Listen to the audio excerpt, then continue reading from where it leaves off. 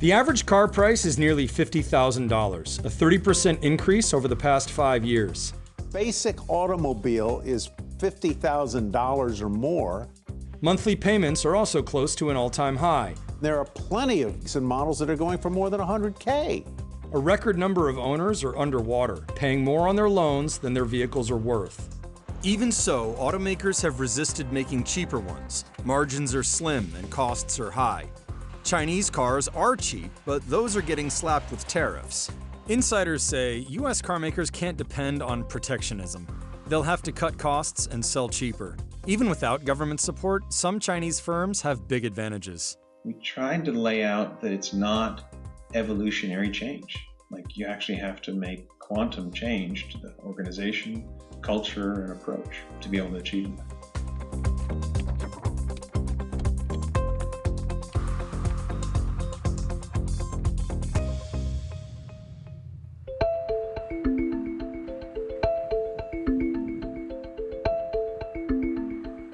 Americans are paying more for nearly everything than they were a few years ago. But car prices have outpaced even inflation. They're off pandemic-era highs, but not by a lot. What do you think about how car prices have been over the last few years? They're astronomical, but I mean, the technology keeps advancing. Technology isn't free. I shopped around quite a bit. Before I was driving a Toyota Highlander, and the prices had went up a lot. And it was not all electric, and I wanted to move to something more environmentally friendly. So I went with the Tesla.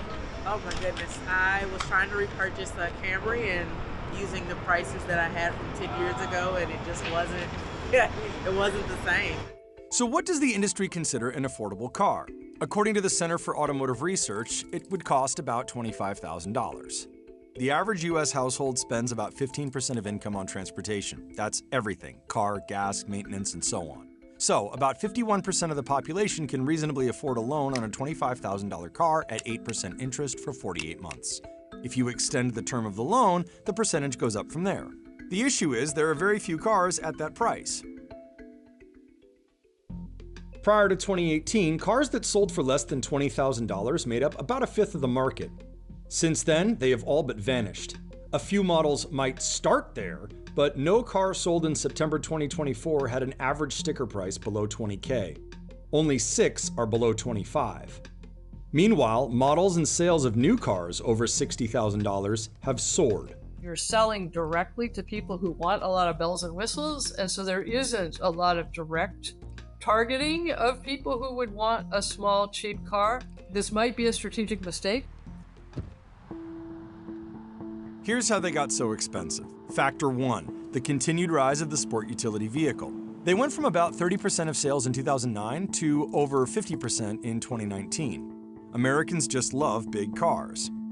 When Ford released the now discontinued subcompact EcoSport SUV, it said the average price would be $4,500 higher than Ford would get from the Fiesta, even though the SUV and the car shared the same platform. Second factor, priorities changed.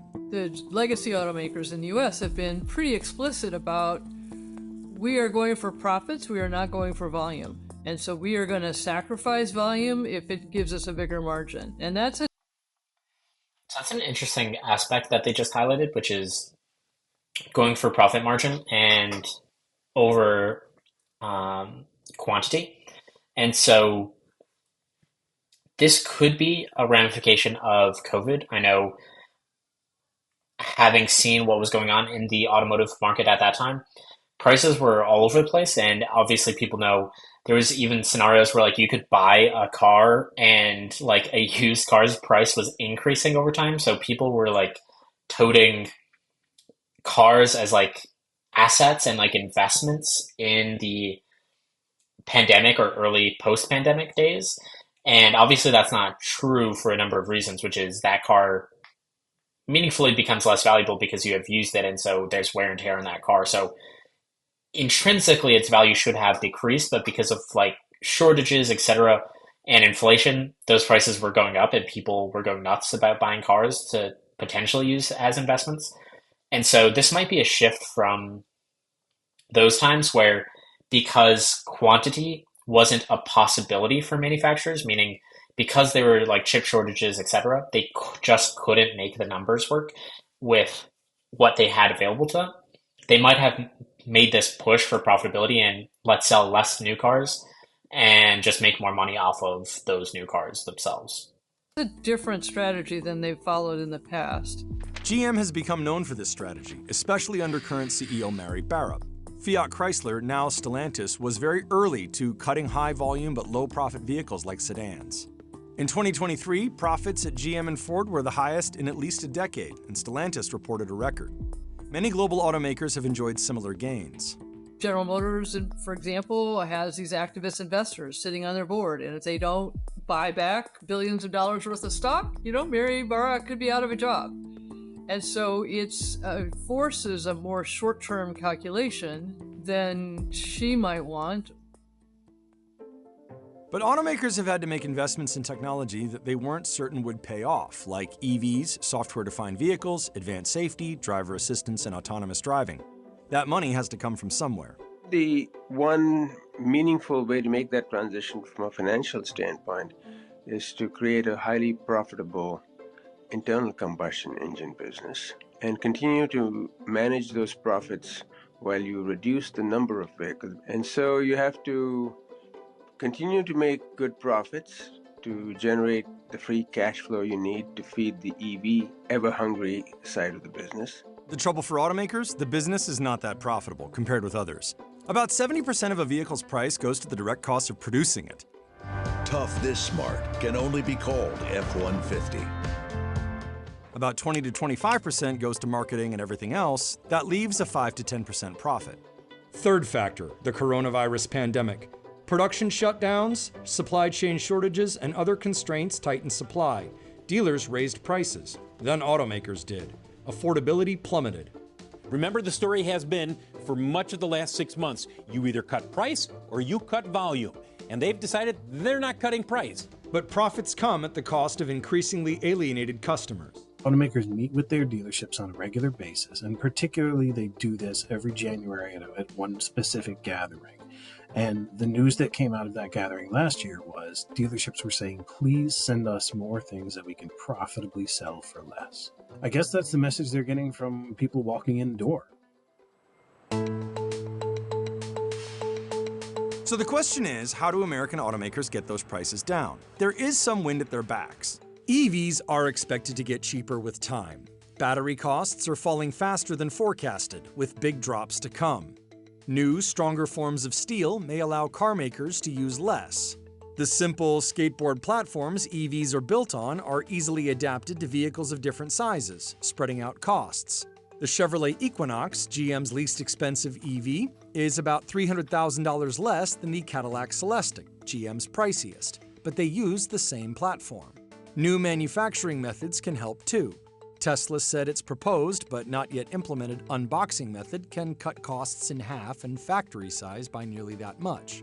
Automakers might also partner and consolidate. Two companies can share production lines and make similar cars with different brands. One can contract with another to build vehicles for a country where the first has no presence. Could be a BYD setting up shop in Mexico, having a partnership with one of the US car makers or brands, and then they sell vehicles here with the appropriate sharing of the final assembly costs. On the policy side, Helper says regulatory certainty is another necessary condition for cheaper EVs. Stability and predictability around incentives, subsidies, and public-private partnerships. US rules change frequently, which makes it harder for companies to plan. In contrast, when China went forward on EVs, it stuck with the policy. The country has even benefited from unstable policies in the US. The cheap lithium iron phosphate batteries that contributed to China's dominance were actually created in the US by a company with a Department of Energy grant. But then, gas was really cheap. Policies were not consistently applied. They went bankrupt. They were bought very, very cheaply by the Chinese. I mean, not to take away from the Chinese. They figured out how to scale it up, but they got a leg up, based on American taxpayer research. The Alliance for American Manufacturing, a group formed by domestic manufacturers. So it's an interesting stance that they have here on this front, which is Chinese companies got a leg up based off of incentives for American manufacturers of a variety of purposes. arguably Americans would have had the best leg up in that case if we just hadn't sold those parts to Chinese companies. So I'm not sure if I'm entirely following this segment. And also, there seems to be a lot of references to China, I feel like, in some of these more recent clips. Maybe this is just due to political things that are happening out in the world. But I feel like China keeps coming up in these CNBC videos recently, especially around goods. It seems to be a topic that's really top of mind for them, or at least they believe it's a top of mind for us, and are trying to highlight it there. But a lot of these things don't seem to be highlighting why American cars are specifically expensive. They've mostly covered the fact that basically they reduce the high quantity, low margin vehicles, which would explain a little bit. They didn't really cover on whether or not these other manufacturers outside of America are doing the same tactic, which presumably they would have had to based off COVID and supply chain issues. Then they've also kind of covered EV and basically this push for it, because again, everybody is generally pushing for EVs from the government side. And so these automotive manufacturers are going to have to start spending money to research it and develop these new technologies. And so basically they're highlighting that costs are increasing even for non-EV vehicles to basically offset the research necessary and the development necessary for EV vehicles. But they haven't necessarily explained why specifically American cars would be more expensive. At least those factors seem to be more generic and potentially impacting a variety of automotive makers. Manufacturers and the United Steelworkers Union is in favor of tariffs and subsidies and incentives to boost the domestic industry. The group wants to keep many of the current policies in place. We're trying to gradually make a transition to new types of energy-run vehicles, whether it's electric, hybrid, other sorts of technologies as well. And we're trying to offset some of the capital costs that are involved with that. And there's a long tradition of doing that in the United States. Policies can only help so much. At the end of the day, it's demand that dictates the business. It's a marketplace that makes the calls, as we all know.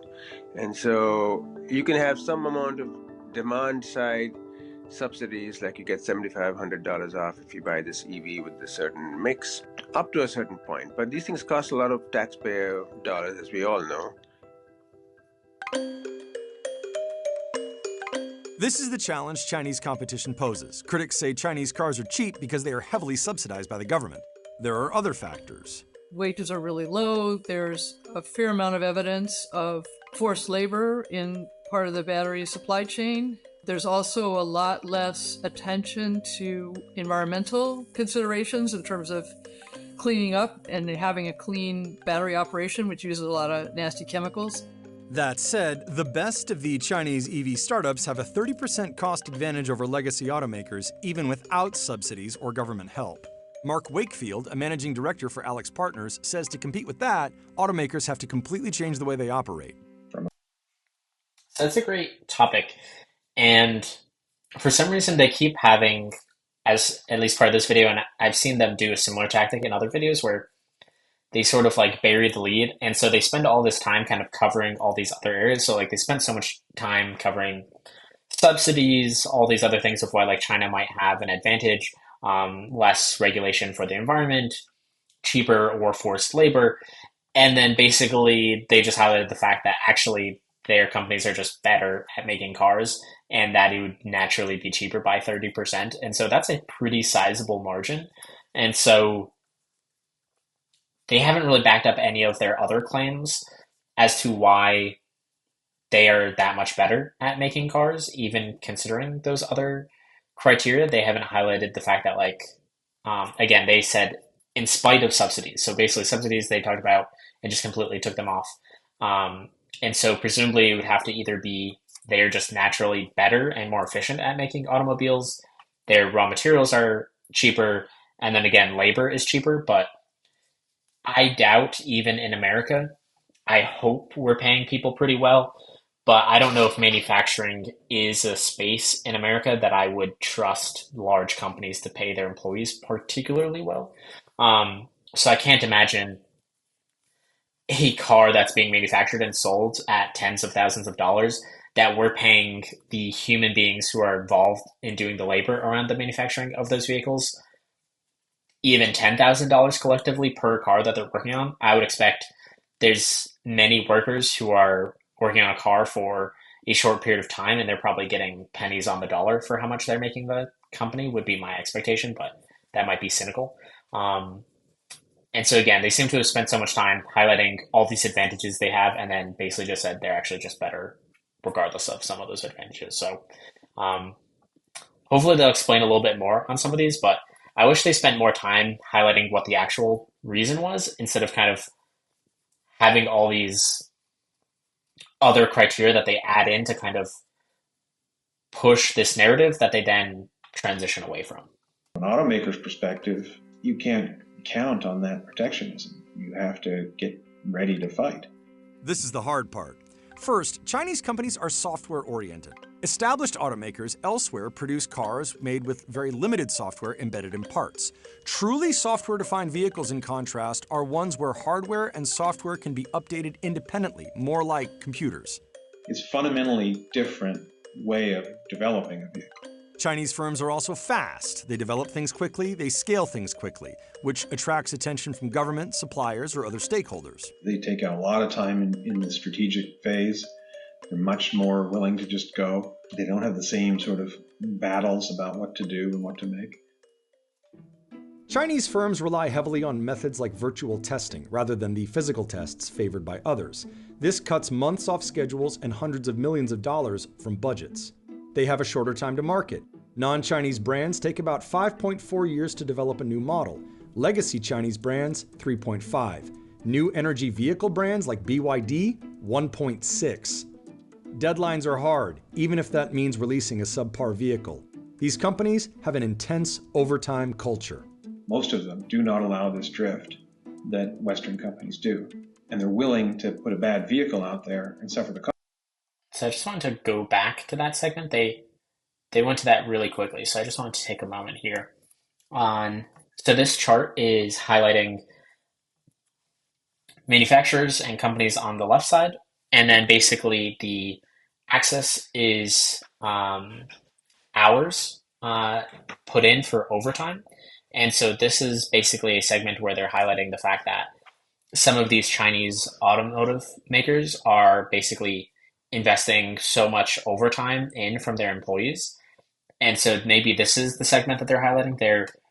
This range is quite far, so you can actually see some of them on the left side or the higher end of the chart. Ford, Toyota, Honda, VW have up to 20 hours of overtime per launch month, and then all the way at the other end, you have some of these Chinese companies that they're highlighting that can get up to 70 to 100 hours of overtime per launch month. But again, this is something where they already highlighted a number of other areas. And so arguably this would be offset in how much time they're spending if they just hired more employees in these other markets. So again, they sort of seem to have like conflicting messaging here. Obviously, we don't want people to have too much overtime individually, but this is something that they seem to be highlighting a lot. There is definitely a noticeable discrepancy here. But even if you say the difference is per month, somebody is working 20 hours versus another person working 100 hours, that could definitely add up quickly, but it doesn't necessarily mean that this is the core reason why they are cheaper. This doesn't highlight whether or not they're getting paid extra for this overtime, which I would hope they are, but I can't say if they are or not. And again, you could probably just offset this with more employees to kind of catch up with that discrepancy. That Western companies do. And they're willing to put a bad vehicle out there and suffer the consequences because they consider the alternative to be a guaranteed loss. If I take 40 months to make the vehicle, I can't make a competitive vehicle. They're also willing to endure large losses early as they get to scale. There are two benefits: higher volumes, which help spread costs, but also a lot of learning in that painful early period. This desire for short-term profits by American investors, these activist investors, makes that strategy hard. China has taken large losses for a long time. And this is their playbook. They do this in industry after industry. There's very little forgiveness for a CEO today who says they make losses on a vehicle or a vehicle line or a whole new propulsion technology. And so they're questioned every quarter. And so they're thinking of it every day. And so it's in that sense where if you now move from a $60,000 vehicle or a $70,000 vehicle or a $40,000 vehicle to now suddenly announcing affordable vehicles at $25,000, you get doubly questioned because you're going to be making even more of a loss per vehicle. They also take a first principles approach, a willingness to question some of the most basic assumptions or practices. Tesla has been known for this in the US market. Example, allowing over-the-air updates to the core safety and powertrain systems on the vehicle, things like brakes and motors. Before they did that, and even probably 7 years after they did it, no other auto company in the world would dare. Vertical integration, doing a lot of work in-house rather than outsourcing to suppliers, also seems to be a key advantage for companies like Chinese BYD and American Tesla. The United States is also investing in a local EV supply chain. In terms of money spent, it's gone from trailing China to surpassing it. Implementing these changes may be hard. China's regulatory environment and customer base is totally different from the United States. But closing that 30% cost gap might require a total revamp. Feels like you can't do these in small little bits and pieces and evolution. And you can't do it by just telling people, hey, behave differently. You need the systems, you need the organizational structure and incentives, and you need different power centers and what keystones people are going to consider to be sacrosanct versus changeable.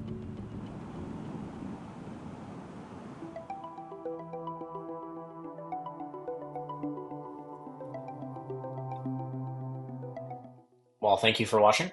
If you liked what you saw, please hit like or subscribe. I'll see you around.